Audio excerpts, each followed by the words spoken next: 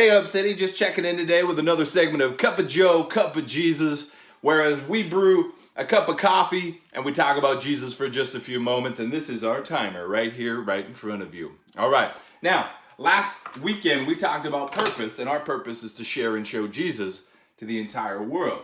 Now, for some of us, this is exciting. For others, it might feel a little overwhelming, a little underwhelming. I don't know how that makes you feel, but we might find ourselves wondering, am I qualified to do this? What do I say? What do I do? What if I don't get the results that I expected?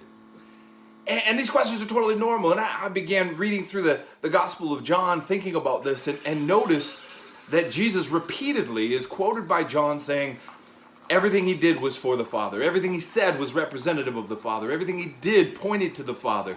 And I began noticing this repetition and wondering, gosh, why did Jesus continually have to point to why he was sent and who sent him and all of this? And that repetition indicated for me that Jesus was a man on a mission. And Jesus had purpose. And it was from the Father. And he's partnering with the Father to bring life and restore humanity to the Father. And that's awesome. That was his purpose.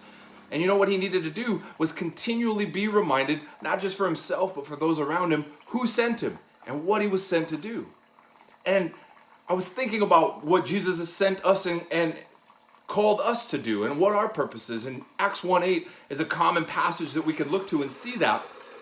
Acts 1:8, simply paraphrased, would be, you are intended to point people to Jesus. In your home, in your city, in your neighborhood, in this state, to those that don't like you, and to everywhere across the globe. We are intended to point people to Jesus. And for some, that's exciting.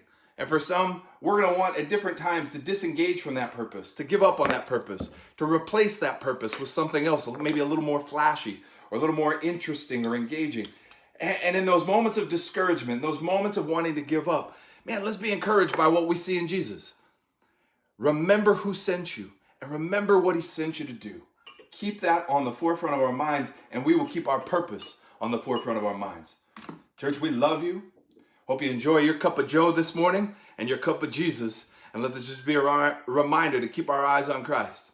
We love you, church. Have a great day. We'll check you out later.